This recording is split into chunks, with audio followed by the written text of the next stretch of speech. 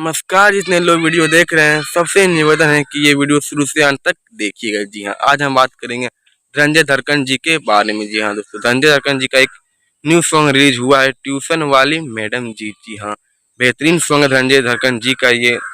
और अभी विवाद के बाद धनंजय धड़कन जी का भी बहुत सारे सॉन्ग आ रहे हैं यूट्यूब पर, लेकिन व्यूज़ बहुत कम जा रहा है। जी हाँ, ये सॉन्ग आज रिलीज हुआ है, आपको सुन लीजिएगा। 8 घंटे में अभी 40,000 ही व्यू अचीव किया है यूट्यूब पे। जी हाँ, बहुत बेहतरीन सॉन्ग है धनंजय धड़कन जी का। और आप लोग सपोर्ट करिए धनंजय धड़कन जी को भी, क्योंकि धनंजय धड़कन जी बहुत ही हिट गाने दिए हैं आप लोगों के बीच। बहुत ही अच्छे सिंगर भी धनंजय धड़कन जी हैं। और RCM म्यूजिक में अभी धनंजय धड़कन गाना नहीं गाएंगे, क्योंकि विवाद के कारण RCM म्यूजिक से नहीं गाना गाएंगे। जी हाँ, और धनंजय धड़कन जी को आप लोग प्यार दीजिए।